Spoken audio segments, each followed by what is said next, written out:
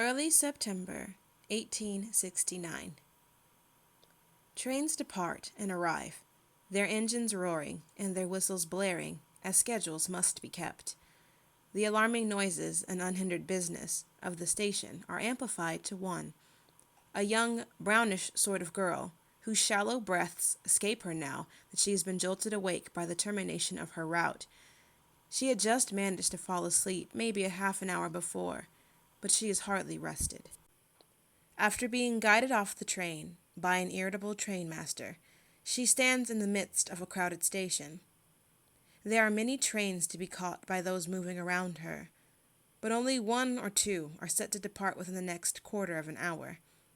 Because of that, businessmen and carriers are rushing to make sure all their luggage is where it needs to be. The girl, due to the sleep in her eyes, scratches her head as she looks around the crowded station, utterly confused and not sure which way to go to get off the platform. Her other hand clutches onto an envelope, closed shut with a dark blue seal upon it, its contents against her chest and thusly against her pounding heart. But behind her, she hears a raspy voice. "He said you'd look queer." She turns quickly towards the voice, and with no further warning, the envelope is snatched from her hand. His fast motion thoroughly startles her, and she prepares to run, but her wrist is suddenly gripped as her dark cloak is pulled up to cover her blonde hair from view. Another man, more refined in his attire, is holding her steady. "Let me go, please." "Hush up now." The two men exchanged their goods, the girl passed to the raspy-voiced man, and the envelope now in the well-dressed man's hands. They are apparently companions, though oddly matched. It does not take the man long to break the seal of the envelope. He is very eager to see what's inside.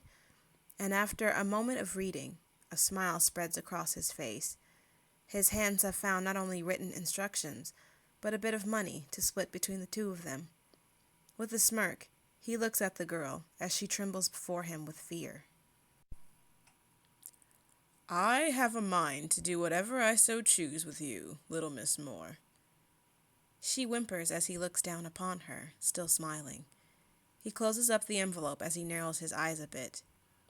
"But I'm a man of my word. I can't afford to have Pemberley ruining me, again." With a motion towards the exit of the train station's platform, the man snarls an order. "Get it to the carriage! Now!" Gold and brown hills roll past, the sun setting on such a landscape. Prior rains have caused the earth to be wet and heavy, and the night that is coming means to turn the wet world into gray. Everything is so foreign to this girl, and home is nowhere in sight. There's no telling just how far home is after such an exhausting train ride. The only sounds she can focus on are the familiar creaking of the carriage wheels. She closes her eyes as if she would go on to sleep, the sound of drizzle on the wooden roof providing her some comfort. But when she opens her eyes again, she is met with the darkening walls of the carriage, as well as the glinting eyes of the well-dressed stranger sitting across from her. He looks at her with a sort of smirk on his face, but he never says a single word. She sniffles incessantly as she awaits the end of her journey. Her hands are neatly crossed on her lap as she silently prays that she has been dreaming all this time.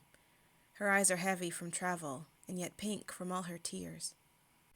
After what feels like a cruel eternity, the carriage arrives in front of a modest facility that looks quite foreboding since night has finally come. The carriage comes to its stop, and the well-dressed man pushes the door open with his foot, the exhausted young girl being made to get out when he begins to bark orders at her. Concealed by her long and flowing cloak, she stands outside now, her shoes sinking into the muddy earth and the drizzle turning into rain. She turns to look back at the carriage, but the well-dressed man inside slams the door while the driver, the man with the raspy voice, just chuckles at her misfortune. "Drive on." With nothing but coldness, and maybe a little pity to offer her, the reins are whipped, the horses whinnying as they begin to go again, and with a jolt, the carriage is off, the girl left alone as she stares up at the facility before her now. The approaching darkness keeps the sign perched in front of the building invisible from view. Two silhouetted figures in the door, one seemingly female and the other male, are in sight now, and the windows of the facility reveal moving shadows, each one different, the golden light behind them causing them to look rather scary. One of the figures in the door steps towards her now. Amelia? Meanwhile, a rather old man is sitting in a chair, one of four that are positioned near a fireplace, his brow crinkled from the troubling thoughts racing through his head. The fireplace is ablaze, the warmth of it pointless to him in such a cold room. The fall air is evident in every inch of this home, the grand Parrington estate, and all 3 floors are quiet to accommodate this man's mood.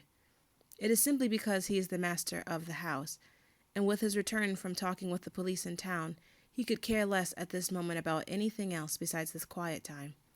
For several days now, he has been this way. His servants, too, are aware of his temper, and are very mindful of him, as they ought to be.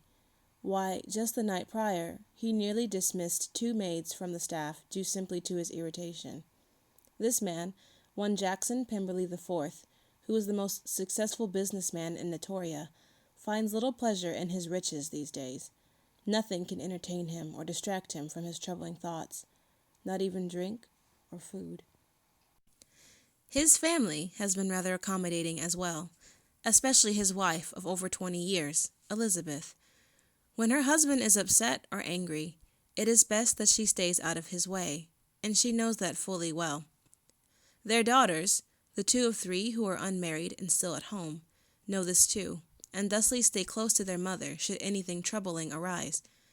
But it is the son, a young man of only 18 years, who seems as deeply impacted as his father by recent events in the house. He has held on to his silence long enough to try and accommodate his father's distress, but he cannot resist any longer. He approaches the sitting room now, the glow of the fireplace bringing him closer. He arrives at the threshold, staring from his steady distance, his blue eyes focused on his father's ill expression. Immediately, he can sense that there is little good to be shared today, and likewise, his father can sense his son's presence, and he does not take long to acknowledge him with a glance. No new leads? There is a moment as his father takes in a deep breath. Considering his face, the answer can only be awful, or worse. None, Jack. None. The young man, named rightly after his father, walks into the room now, seating himself on a plush sofa near the door, seemingly far from his father. But he shares fully in his father's distress. There is a long silence before either of them break it. It is the tired father who does so, as he tries to change his thoughts into words. A whole week without her, and yet... Jackson blinks, waiting for his father to go on. And yet, what? The police suspect that she is a devious little runaway. Jackson shakes his head, seeing in his mind what he's been trying to forget, but cannot. He was the one who found her room empty that fateful day a week ago. After years of coming to her room, knocking upon the door to see if she was awake, and walking down the stairs together to have breakfast at the family table, that day, August 27, she was nowhere in sight. Her window was open, and the rains from the night before covered her mahogany dresser, damaging the wood, and her bed was a mess of ruffled sheets and a note left on her pillow. Despite what he saw that day, he shakes his head, refusing to dignify this notion with a response. There are no signs as to where she would have gone, or could have gone, on such a night. Surely the rain covered most of her tracks. More like erased them, if she did run at all. A silence falls over them, both men pondering what else to say. She has no money or connections, and there is no family or friends to conceal her or aid her in her escape. These words send young Jackson over the edge. Suddenly, he raises his voice. But think on it! It makes no sense for her to run away, Father. Don't you think I know that? What else have I possibly done these hellish days but think, boy?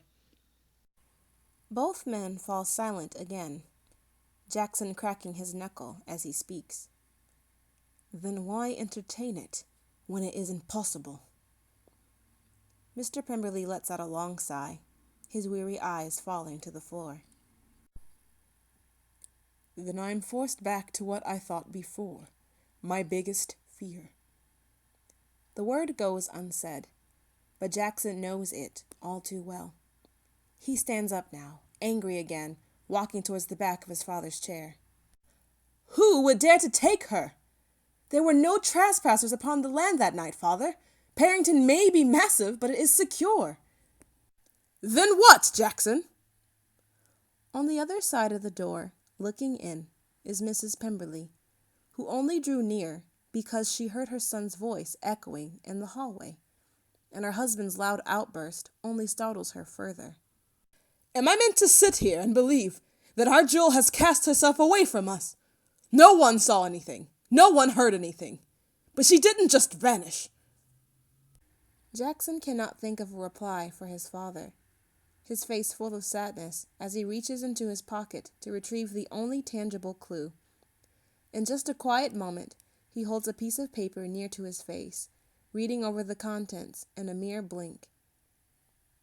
Then what of the note she left, father? Mr. Pemberley glances towards his son behind him, refusing to put himself through the trouble of completely turning around. What of it? I've looked it over, and it gives little help.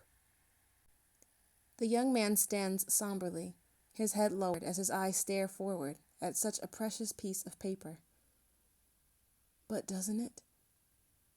Jackson's blue eyes focus on the cursive, the handwriting clumsy, but clear.